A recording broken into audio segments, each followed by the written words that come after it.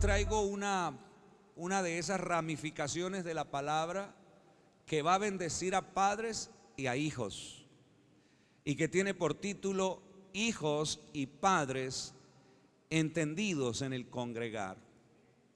Hijos y padres entendidos en el congregar.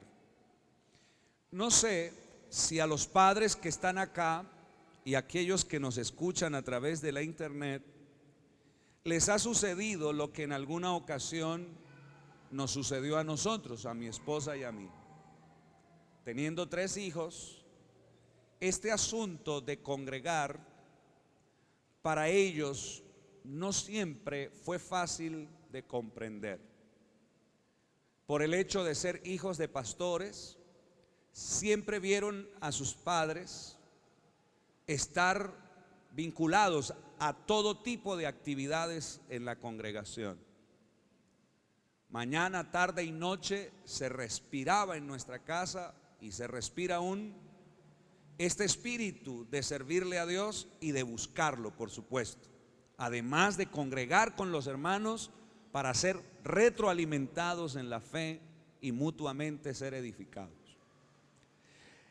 No fue continua la inquietud en ellos en el sentido de quejarse o en el sentido de juzgar lo que hacíamos, pero sí hubo momentos que en mi mente los tengo muy claros, bien definidos, donde hubo resistencia a congregar en ellos, y nos tocó usar diferentes métodos para persuadirlos y lograr que viniera a la iglesia. Aún dentro de esos métodos, dejarlos por un momento hacer lo que querían y no entrar en disgusto y en tensión. Pero nosotros en el espíritu molestos, porque no aceptábamos que nuestros hijos no entendieran que congregar es bueno, que congregar es importante, que es saludable para el espíritu, aún para la vida misma es saludable. Bien, y hubo momentos no fáciles. En algunos ganamos, en otros nos tocó negociar un empate y en otros perdimos. No es sencillo hacerle entender a un hijo que congregar es significativo.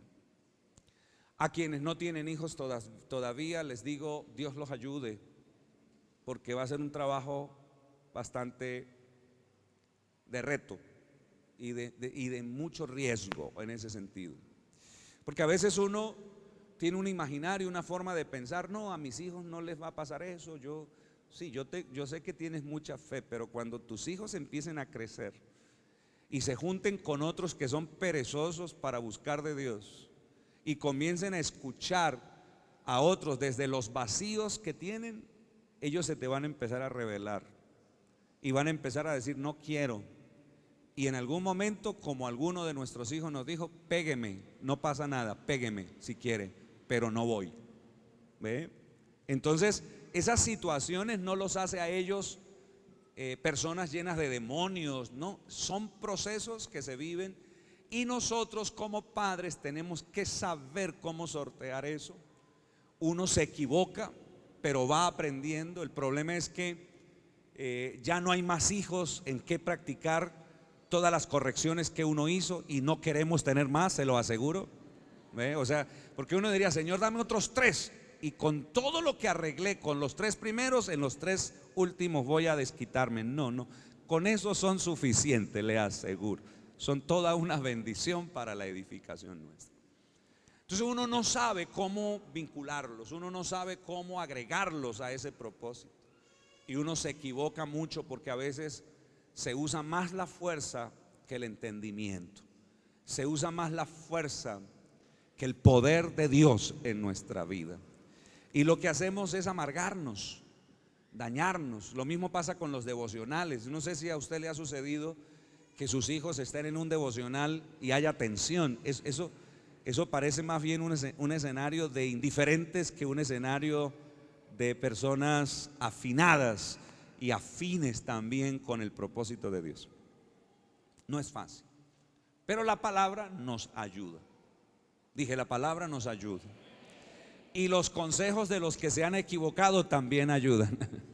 Y los consejos de los que mejoraron en eso también ayudan. Entonces, no vemos en nuestras familias unos elementos que son necesarios. Por ejemplo, los hijos no han comprendido lo que es el respeto a los padres y el temor a Dios. No lo han comprendido. Por eso se comportan como se comportan. Y nosotros quizás no hemos comprendido cómo lograr vincularlos hacia Dios, cómo ser esos puentes para ellos. Así que de ambas partes hay mucha necesidad y sé que Dios puede darnos victoria en gran manera. Los hijos poco preguntan acerca de Dios, poco. Sí lo hacen, pero preguntan poco. Y los padres poco preguntamos a nuestros hijos sobre lo espiritual, sino que damos por entendido que ellos lo saben y no somos facilitadores de todo el recurso espiritual que conocemos o que ya desarrollamos, y por eso se gestan esas tensiones. La Biblia está saturada de este ejercicio de preguntar. Un personaje famoso en preguntar era Jesús. Jesús acostumbraba a hacer preguntas a las personas. Le preguntaba a todo el mundo, porque Jesús siempre entendió que la gente tenía que responder, tenía que decir, tenía que informar. En fin, él siempre creyó que las personas podían responderle a sus inquietudes. No tanto en el sentido de él querer saber porque sabía demasiado, pero sí en el sentido de provocar en las personas un desarrollo y un crecimiento, y que al escucharse, cuando respondieran, pudiesen ser personas que decían en su interior: sé lo que me están preguntando. Jesús entonces preguntaba mucho. No vaya a buscar el texto ni lo vaya a colocar en pantalla, le digo a los hermanos de multimedia, pero Jesús, por ejemplo, en Mateo 21:24 le preguntó a los principales sacerdotes y a los ancianos, les preguntó a ellos si el bautismo de Juan era del cielo o de los hombres. Y estas personas, teniendo la respuesta, prefirieron negarse a responderle.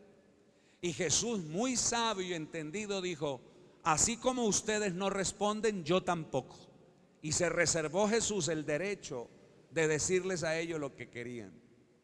Porque para que haya conocimiento generado se necesita la intencionalidad de las dos partes, uno que pregunta, otro que responde, y se generan los conocimientos espirituales que se requieren.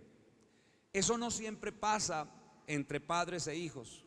Pasa más el cuadro que el texto muestra. Jesús le pregunta a los sacerdotes y ellos se niegan a responder.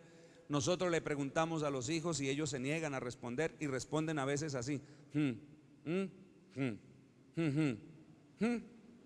Y para terminar, algunos hacen así.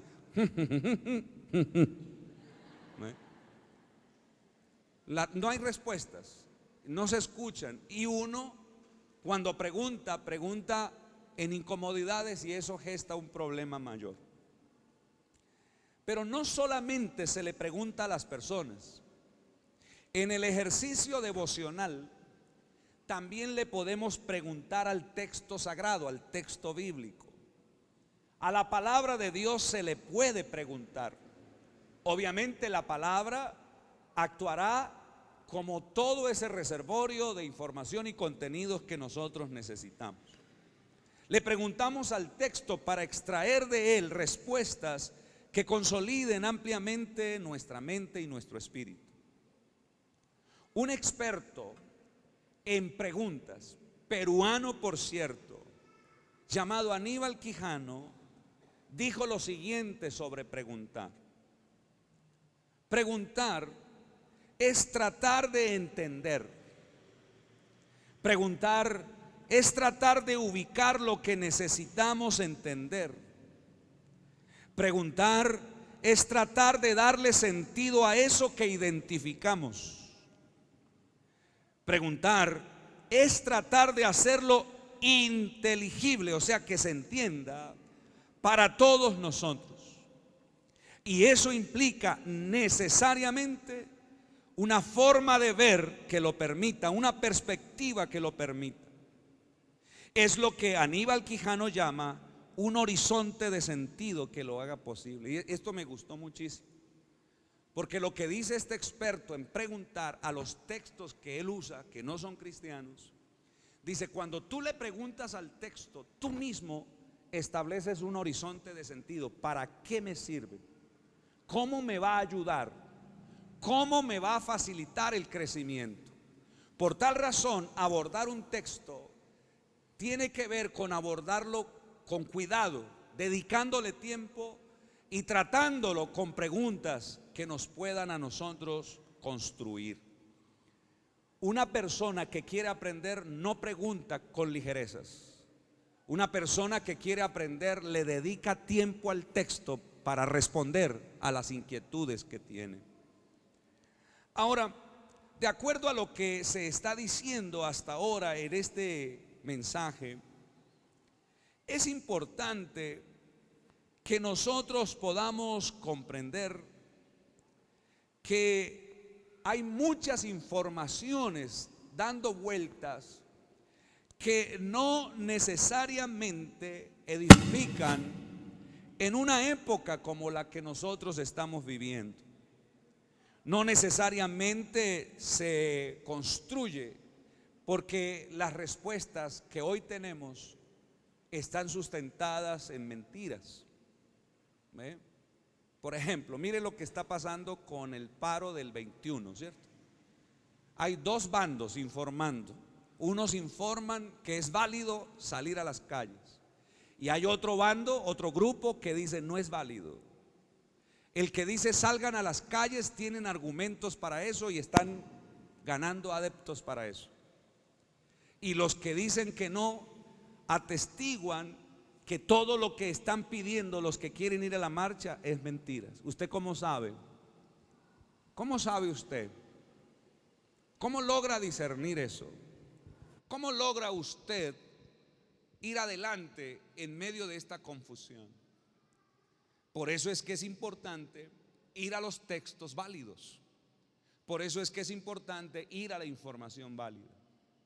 Nosotros vivimos en una época donde a través de este medio nos mandan información y a veces sin leerla las replicamos. Y podemos estar dando informaciones a otros en error y nosotros ser promotores de mentiras. Podría uno decir que uno también miente con los otros. O sea que, de acuerdo a la palabra, uno es un mentiroso y está pecando, mandando textos que uno ni siquiera analiza y uno ni siquiera estudia. Pero hay una manía de mandar información sin leer. Hay una información, por ejemplo, que es vieja, de varios años, de que están matando misioneros por allá en Asia. Es más, alguien dijo que esa información era mentiras. Claro, oramos, por supuesto, pero qué terrible que nos engañen y nosotros caigamos en ese vacío de tanto engaño y de tanta mentira. En el caso de Hebreos 10:25, por ejemplo, Hebreos 10:25 dice: no dejemos de congregarnos como algunos tienen por costumbre, sino exhortándonos, y tanto más cuanto veis que aquel día se acerca. Así, rápidamente podemos notar que algunas personas de esa época decidieron no volver más a los templos y no volver más para congregar con otras personas de la misma fe. Podemos ver en el pasaje que muchas personas establecieron este comportamiento como costumbre. Nosotros no congregamos. ¿Usted congrega? Le preguntaban a algunos en esa época. No, nosotros no somos de los que congregan. ¿Y por qué? No, porque decidimos no congregar. No nos parece importante, no nos parece valioso. El texto nos dice, nos da respuestas de que algunas personas establecieron un estilo de vida así, cristianos, pero no congregaban. El texto también nos dice que dejaron de ejercitarse en la exhortación. Eso nos muestra que la persona que decidió en esa época no congregar anulaba una petición del cielo de edificar a la otra persona. O sea, cercenó una responsabilidad de su vida espiritual. El texto también nos responde y dice claramente que se dejó de exhortar en torno a la venida del Señor. O sea, la gente dejó de decir Cristo viene. Ojo con lo que estoy diciendo. La gente apagó el espíritu, dejó de congregar, no quiso volver a los templos, no le importó las demás personas, dejó de exhortar y dejó de anunciar la venida del Señor. Cosa fatal, terrible, cuando un cristiano se ha olvidado de que Cristo prometió volver por su iglesia. Un cristiano que no está conectado a esta verdad, algo no está bien en su vida, algo no es correcto en su desarrollo espiritual. Indagué un poco sobre este pasaje tratando de no errar y encontré a una persona exégeta, estudioso del griego, que en algún momento estudié en mi tiempo de seminario bíblico. Él tiene por apellido Kistemaker y en el año 91 escribió lo siguiente respecto a esto que les estoy mostrando. Él escribió que una persona que deja de congregar, que una persona que establece un comportamiento como este, se convierte en un indicador en esa vida de desamor espiritual hacia Dios.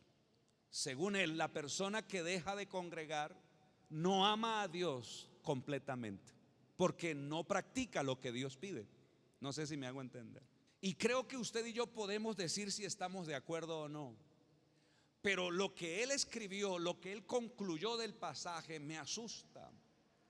Eso quiere decir que si yo soy una persona que establezco un comportamiento parecido al de los cristianos hebreos de esa época, yo también estoy entrando en un estilo de vida lleno de vacíos. No me importa Dios, no me importa la gente. Yo no tengo por qué ayudar a nadie espiritualmente congregando. Yo no tengo responsabilidades con nadie y eso es preocupante. En el mundo entero hay gente que no congrega. En el mundo entero hay personas que no congregan. En el mundo entero hay personas que establecieron una forma de pensar. Yo congrego a través de la internet y déjeme decirle algo. Eso no es congregar en todo el sentido de la palabra. Porque tú no tienes contacto con las personas, ni visual ni físico. Tú estás aislado del mundo, estás en tu casa y cada quien está en su cuento. Están aislados, no hay una compenetración. Tú no escuchas cantar a menos que hayan micrófonos para que se escuche la voz de las personas. No escuchas cantar y los aplausos a veces se escuchan lejos por allá. O sea que hay una participación incompleta, pero la gente ya estableció que no es necesario ir al templo. La gente ya estableció un comportamiento, no necesito ir al templo porque en mi casa yo tengo a fulano, a sutano, a sutano, a sutano, a sutano, a perencejo, a este, al otro. Y si hablas otros idiomas, tengo predicadores de África, tengo predicadores de Europa, tienes predicadores de Oceanía. Y te aíslas del grupo. Y el diseño de Dios es que estés con el grupo, no por fuera del grupo. Y eso hay que comprenderlo. Así que yo quisiera pedirte un favor, con todo el respeto, que hagas este texto de Kistemaker. Si lo tienen, por favor, colóquenlo, no me lo quiten, donde dice claramente, donde establece claramente que uno cuando no congrega se va muriendo poco a poco con respecto a los deberes cristianos que Dios estableció. Uno se va secando poco a poco. Ahora, yo no sé cómo piensas tú, no sé. Ahora, piensa en esto. Tus hijos te están viendo. Pensemos en los hijos de esos cristianos hebreos de esa época. Los padres no congregaban y los hijos menos, porque el ejemplo también ayuda. El ejemplo no lo es todo, pero sí tiene un alto porcentaje de influencia. Lo que más impacta a una persona es que lo que yo crea, lo viva. Eso es lo que más impacta a un tercero. Si yo creo que congregar es fundamental y lo establezco en mi familia, Más allá de que se disguste o no el hijo cuando se le invite, el hijo nunca podrá decir: mi papá, mi mamá dejaron de buscar de Dios con los hermanos. Siempre vi a mi papá y a mi mamá hacer eso. Ayer en una conversación con mi hija Kerigma me decía: papi, ¿y mañana qué vas a hacer? Y yo le dije: lo primero que voy a hacer es ir a la iglesia a buscar de Dios. Uy, se me había olvidado que era domingo. Y yo le dije a ella, bueno, no hay que olvidarse de que es domingo. El domingo es el día importantísimo de los creyentes, porque es el día en que uno se congrega con todos. Uno se alegra por ir a la iglesia, por ir al templo. Uno se alegra por congregar. Aleluya. Y eso hace malo a mi hija, no, mala a mi hija, no. Simplemente estaba pensando en otras cosas, tareas que tiene, todo el asunto, y se le pasó por alto que el domingo ya estaba a la puerta. Y eso nos puede pasar ¿a quiénes? A todos. Uy, se me olvidó, cierto que hoy era culto. Uy, eso quiere decir que no es prioritario el culto para las personas en algún momento dado. Entonces el texto nos muestra que los creyentes eran irresponsables con la asistencia. Aquí obviamente no estamos teniendo en cuenta situaciones de salud, situaciones extremas que impidan que las personas vayan al templo a congregar. Pero una persona en plenitud de condiciones que no congrega empieza a mostrar los que Kistemaker decía: una persona que se va secando y se va muriendo. Así diga que está bien, se está secando y se está muriendo con respecto al propósito de congregar, con respecto al propósito de edificar a otros. Y eso hay que tener cuidado, porque lo que uno empieza a dejar se convierte en una fortaleza y después no hay cómo dejarlo. Ya cuando tú dices: no me interesa, no hay quien te cambie ahí. Así venga un ángel y te diga congrega, tú no le vas a hacer caso, porque ya se creó un paradigma, una forma de pensar en tu vida. No sé si alguien de pronto con un amén puede decir: sí, pastor, uno se deja embolatar la vida con respecto a congregar. A ver, ¿dónde hay alguien culpable que diga, no, perdón, ¿dónde hay alguien que dice: sí, pastor, uno se deja embolatar? Hay personas que congregan una vez cada 2 meses. Eso es ilógico. Una vez cada 3 meses. Hay personas que ni siquiera participan de eventos que son importantes para la edificación del cuerpo. Todo eso debemos nosotros manejarlo y tenerlo con sumo cuidado presente. Vuelvo y digo, en el caso de los niños que ya van comprendiendo un poco más y en detalle las enseñanzas de sus padres, hay que enseñarles el valor de congregar. Creo que en eso nos equivocamos. La cuestión no es decirle: hey, vamos para el culto. Esa frase no ayuda mucho. Es que hay que ir a la iglesia. Esa frase no ayuda mucho. Nuestros hijos necesitan que le dediquemos un poco más de tiempo para enseñarles por qué es importante congregar. Si ellos desde niños aprenden estas verdades, seguro que ellos sacarán mucho provecho. Ahora, si usted nota, en la edad de los niños hay una edad en la que ellos desarrollan gusto por asistir a la iglesia, al templo, por asistir a congregarse, al congregarse. Pero nosotros muchas veces, si usted mira aún en nuestra congregación, esos niños que tienen ganas de congregar, usted nota el desgano de los padres, y los padres terminan matando el espíritu de los niños. Entonces no, por allá no voy. Hay personas que no gustan del culto nuestro, hay personas que no gustan del sistema pastoral que tenemos. Bueno, todo eso es respetable, pero hay otros pastores, busquen otra congregación. Aquí lo importante son los niños, aquí lo importante son las generaciones. Yo quisiera tener este lugar abarrotado y tener 6 cultos el domingo, todos llenos de 700 personas. Eso me haría famosísimo, pero eso al fin y al cabo pasa, eso es transitorio. Aquí lo importante son las nuevas generaciones. Aquí lo importante son los niños, los jóvenes, los adolescentes, que vean en los padres interés espiritual en ellos y Dios los levante de manera especial.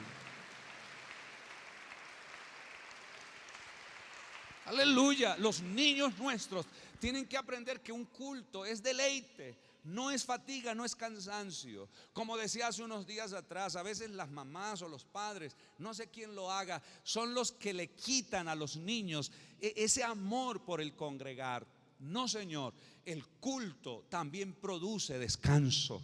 El culto también te sana, el culto también te renueva, el culto también te restaura. El culto no debe ser para nosotros una carga, el culto tiene que ser para nosotros un escenario que Dios ha provisto. Si no fuera bueno, Dios no lo había establecido.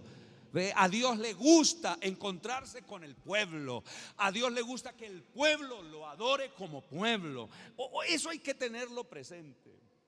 Pero a veces a nosotros se nos olvida, se nos pasa por alto.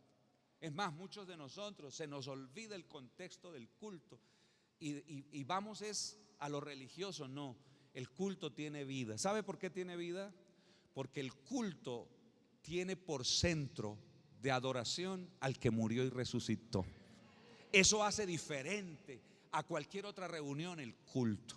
El culto es para exaltar al que venció la muerte, al que venció la muerte. ¿Cuántos dan gloria a Dios por eso?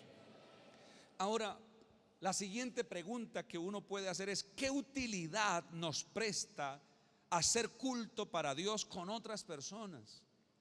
¿Qué utilidad nos presta hacer culto para Dios con otras personas? Bueno, esa respuesta la podemos tomar en Romanos 12:1 y 2, donde dice: así que, hermanos, os ruego por las misericordias de Dios que presentéis vuestros cuerpos en sacrificio vivo, santo, agradable a Dios, que es vuestro culto racional. No os conforméis a este siglo, sino transformaos por medio de la renovación de vuestro entendimiento, para que comprobéis cuál sea la buena voluntad de Dios, agradable y perfecta. ¿Para qué nos sirve el culto? Número uno, nos sirve para ser transformados en nuestra manera de pensar. Eso dice el texto. Ir al culto sirve para transformar la forma de pensar. Aleluya, bendito sea el Señor. Segundo, ¿para qué sirve el culto? Para comprobar la voluntad de Dios. Algo en lo que estás inseguro, Dios te puede responder en el culto que tú hagas para Dios, con las personas. Tercero, ¿para qué sirve el culto? Para tener una medida apropiada del pensamiento propio, o sea, no creerme más que los demás. Dios me regala de su humildad, de la humildad de Cristo, para que yo sea humilde. ¿Cuántos dan gloria a Dios por eso? Eso es lindo, hermoso. Cuarto, ¿para qué me sirve el culto? Para comprender el vínculo con los miembros del cuerpo de Cristo, desde las relaciones por medio del fruto del Espíritu, no de los frutos. Hay un solo fruto manifiesto en 9 ingredientes. Así dice la palabra, el fruto del Espíritu. El otro texto dice: por los frutos lo conoceréis, y se refiere quizás a otros elementos, pero hay un fruto. Y el fruto se manifiesta en 9 ingredientes: amor, gozo, paz, paciencia, bondad, benignidad, fe, mansedumbre, templanza. Esos ingredientes Dios me los regala, son de Cristo, y por medio del Espíritu me los regala para yo llevarme bien con las personas. Las relaciones más exitosas de un creyente están sustentadas en el fruto del Espíritu. Ahí está. El que tenga el fruto del Espíritu se llevará bien con las demás personas. Si hay vacíos en nuestras relaciones es porque algún elemento del fruto del Espíritu no está consolidado. No sé cuál será, toca averiguar cuál de esos es. ¿Ve? Por ejemplo, la mansedumbre, que es control en el espíritu. Tú eres una persona que explota por todo, te vas a llevar mal con todos. Nadie va a querer trabajar contigo, porque por cualquier cosita explotarás. Eso tienes que controlarlo. Eso depende de cada uno en Dios, averiguar eso. ¿Para qué sirve el culto? Según ese pasaje, para entender mi responsabilidad de servir desde los dones. Qué hermoso. Todos tenemos dones. Dios nos dotó con habilidades. Pero cuando voy al culto, Dios me hace entender que el don que yo tengo es útil para las personas. Por ejemplo, usted está aprendiendo conmigo a ejercer esta habilidad de orar por otros. Usted se da cuenta que en esta casa ministerial nos gusta orar por el otro. Y tocamos el hombro, le agarramos la mano con mucho respeto, levantamos la mano. Eso no es gratis, eso es enseñanza para forjar en usted un espíritu sacerdotal. Pero ¿sabe una cosa? En todas las personas que están en esta reunión, algunos, más que otros, tienen un destacado comportamiento en la oración. Me explico. Afortunado en Dios el que le toque al lado del que tiene un don para orar. porque su oración no será una oración religiosa, sino que será usada por Dios desde el don. Y desde el don que Dios te da para la oración puede ocurrir un milagro, puede ocurrir. Y eso no va a pasar en la internet por allá en tu casa encerrado. Nadie te va a tocar ahí, nadie. Te toca decirles a uno, a la persona, póngase la mano usted mismo. Allá donde está, y algunos están hasta en el baño, allá se ponen la mano mientras están escuchando la internet. No, se necesita que alguien te toque, que alguien te haga sentir que aunque es carne y hueso, está lleno del Espíritu de Dios. Congregarme sirve para eso. Congregarme es útil para eso. Y nuestros hijos tienen que saberlo. Nuestros hijos tienen que aprenderlo. Nuestros hijos tienen que meter eso en su espíritu. Y desde niños tienen que disfrutar de que esta realidad es para ellos. Dios no hace acepción de personas. Dios puede usar a los niños. Dios puede traer sobre los niños, los adolescentes, los jóvenes, las riquezas más extraordinarias.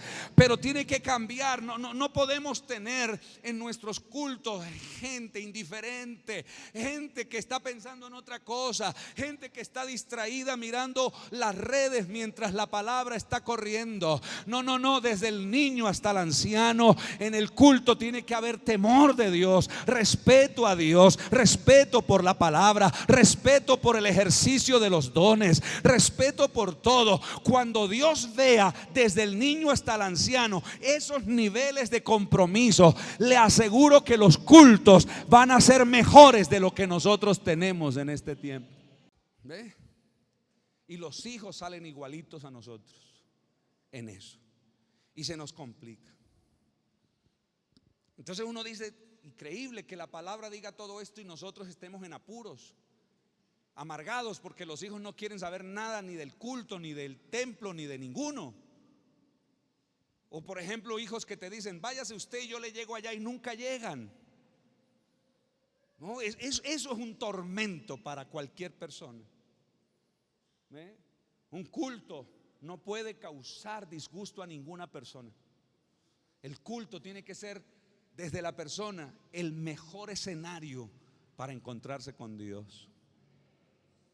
Aleluya. Yo cierro de esta forma. Habla la Biblia de familias en que los padres y los hijos participaron de cultos, de servicio a Dios. Sí, está llena la Biblia de testimonios como estos. El primer ejemplo es el de Abraham con su padre, de Abraham padre con su hijo Isaac. El testimonio es claro, ¿no? En Génesis 22:4 dice: al tercer día alzó Abraham sus ojos y vio el lugar de lejos. Entonces dijo Abraham a sus siervos: esperen aquí con el asno. Y luego dice: y yo y el muchacho iremos. ¿Para qué? Para adorar y volveremos a vosotros. 6. Y tomó Abraham la leña del holocausto y la puso sobre Isaac su hijo, y él tomó en su mano el fuego, el cuchillo, y fueron ambos juntos. Más adelante el texto dice que Isaac preguntó: tenemos la leña, tenemos todo, pero ¿dónde está el cordero? Eso es increíble. Eso quiere decir que el muchacho no era apático al culto. El muchacho era un entendido con respecto al culto. ¿Cómo? ¿Por qué él pregunta dónde está el cordero? Porque lo aprendió de casa. Porque siempre vio a su papá poner un cordero sobre la leña. Aleluya. Por eso él pregunta: ¿dónde está el cordero? A este culto le falta algo, papá.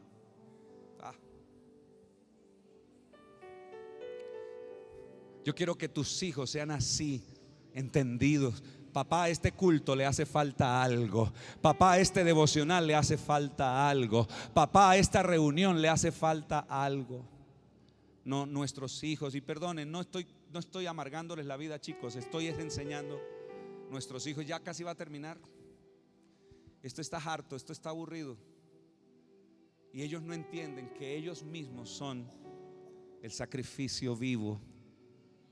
el sacrificio santo. No lo saben, no lo entienden. Por eso ellos no participan contigo. ¿Ve? Y es incómodo, ¿no? Que el padre tenga que estar obligando al hijo: arrodíllese, levante la mano. Y por estar pensando en el hijo ni disfruta de su culto, porque el hijo no ha entendido, porque el padre no le ha enseñado. Abraham es un ejemplo. Papá, está la leña, en todo sacrificio hay leña. Papá, está el fuego, en todo sacrificio hay fuego. Papá, en todo sacrificio hay piedras. Papá, en todo sacrificio pasa esto, pero veo que falta algo. ¿No le parece a usted brillante ese muchachito? A ver, digan amén a eso. Es brillante ese muchachito. A este culto le falta algo. Papá, a este culto le falta la ofrenda. Papá, a este culto le falta mi diezmo. Papá, a este culto le falta mi entrega. Uy, eso tiene que ser maravilloso. Pero nosotros arrastrando, eso es muy feo. Los niños que están acá, jovencitos, por favor, créanme, les estoy hablando desde la certidumbre bíblica, desde la verdad bíblica. Dios los quiere a ustedes enchufados con Él, desde pequeños enchufados. Así que hagan todas las preguntas que quieran, pero enamórense de Dios, porque Dios los quiere bendecir.